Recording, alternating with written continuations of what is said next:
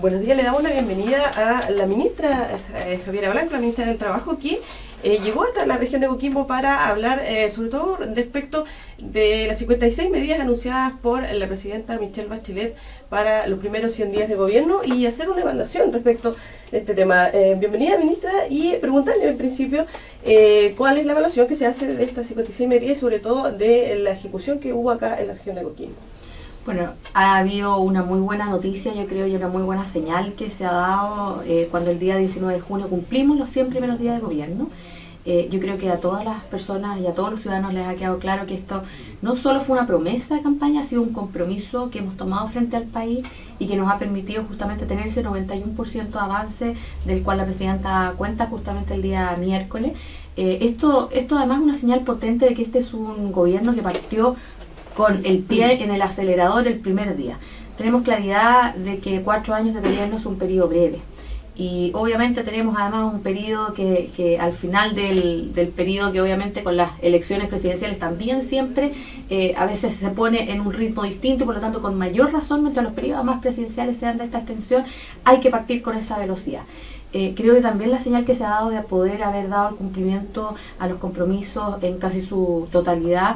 Ministro, pero pese a ello, igual hubo críticas o se expresó al gobierno en decir, bueno, ¿y por qué no se cumplieron las 100? No se cumplió con el objetivo, igualmente se critica en ese sentido. Bueno, lamentablemente uno siempre quisiera tener una oposición que se suma a una mirada más constructiva país.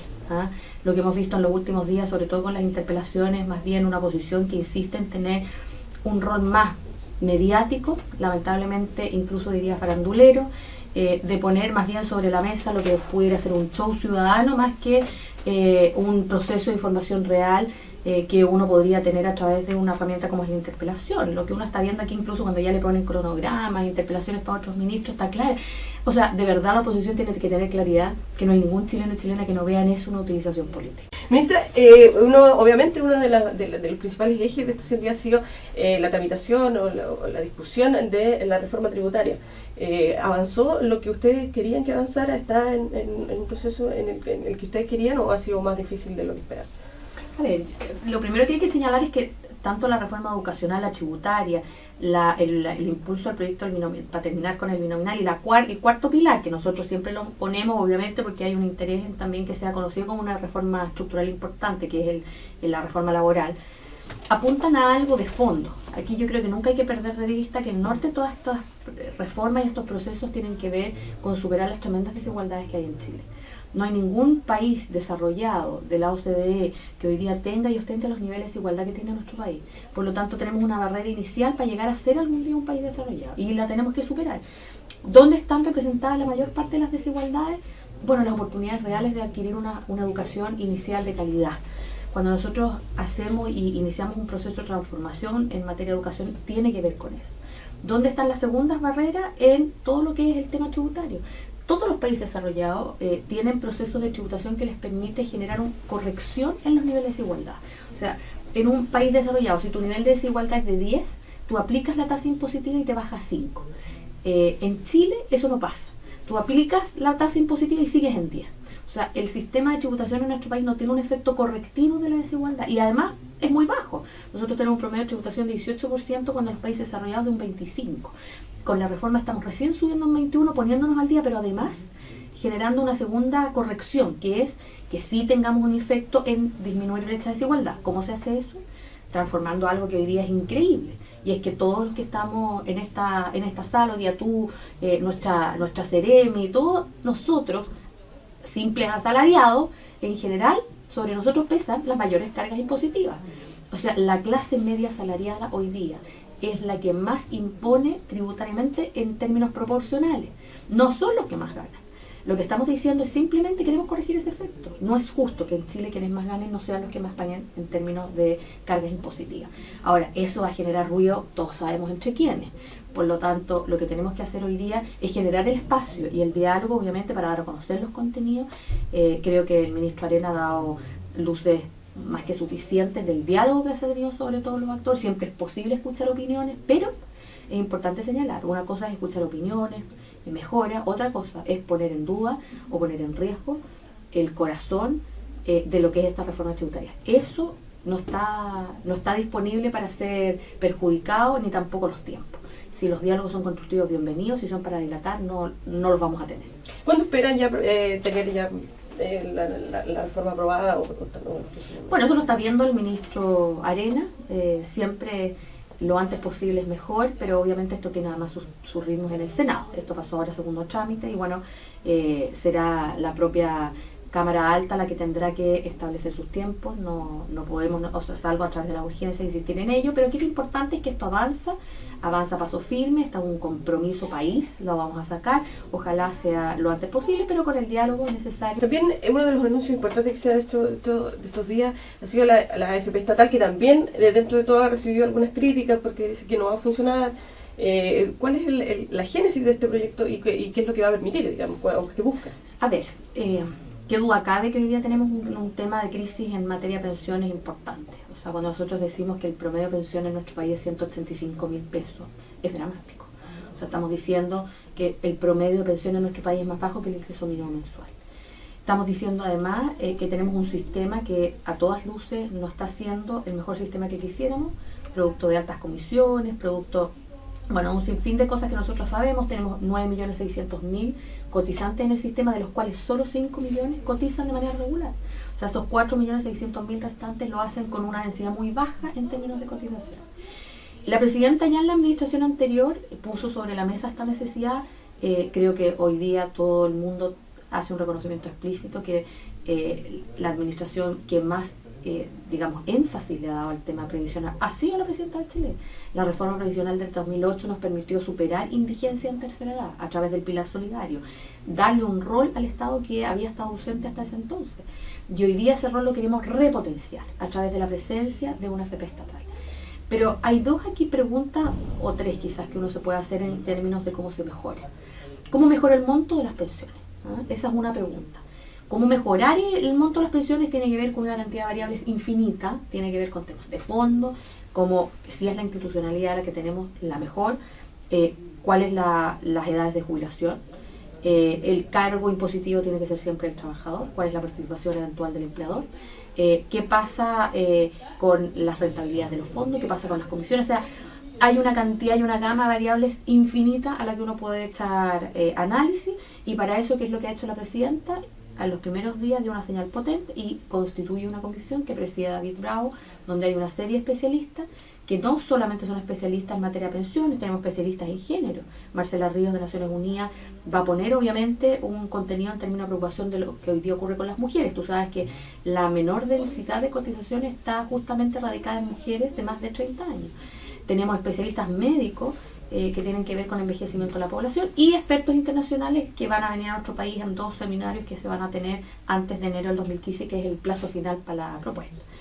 Eso es cómo resolvemos la pregunta cómo mejoramos el monto de las pensiones. Pero hay dos preguntas más. ¿Cómo mejoro cobertura? Y ¿cómo inyecto más competencia? Alguien podría decir, bueno, pero inyecto competencia, yo ya tengo 2 AFPs que tienen comisiones bajas, que es AFP Modelo y Plan Vital. Plan Vital venía de antes, pero participó en la licitación y bajó comisión. En este caso, lo que logramos con las licitaciones fue incorporar más AFP a un mercado donde era muy difícil entrar, porque las barreras de ingreso en términos de capital inicial, que es $1 millón, en términos de la cantidad mínima de cotizantes que tú puedes tener para poder tener cifras azules, que son altas en general, eran lo suficientemente engorrosas para inhibir y tener que subsistir, digamos, con las 5 AFP que estaban en ese minuto.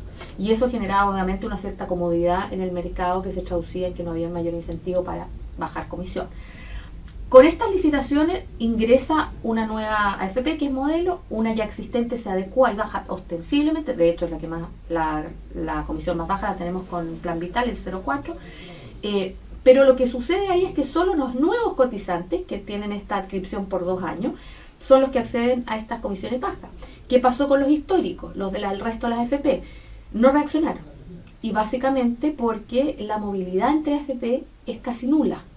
Y eso por varias razones, porque los procedimientos para afiliarse y desafiliarse son bajos. La información es nula. Imagínate que a mí parte de las preguntas que me hacen cuando voy a entrevista me preguntan si la gente puede cambiarse de AFP. O sea, hoy día el nivel de conocimiento es tan bajo que ni siquiera la gente sabe que este es un derecho básico. Yo puedo agarrar mi fondo y cambiarme de AFP. Ahora, los procedimientos son engorrosos porque no se está facilitando en el mercado que esto ocurra. Y lo otro, el tema de las sucursales. Las AFP para existir necesitan una por región. Y eso es poco.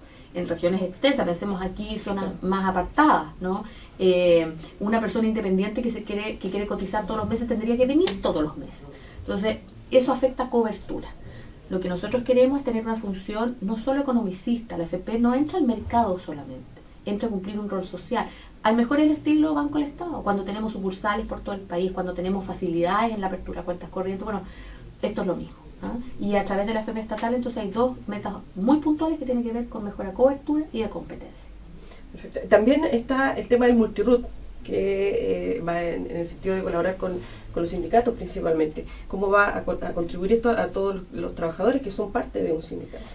A ver, el multirut es un tema muy anhelado hace mucho tiempo. Esto nace con una moción del diputado Aguiló por ahí el año 2007.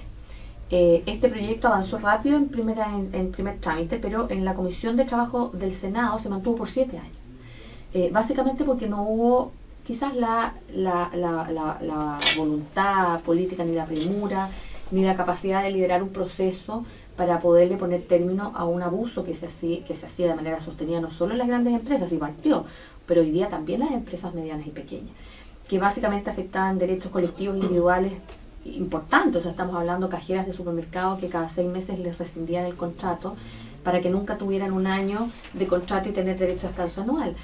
O, por ejemplo, todo lo que tenía que ver con las gratificaciones, contratar a los empleados bajo un RUT y poner las ganancias en otro, y por lo tanto las gratificaciones eran menores.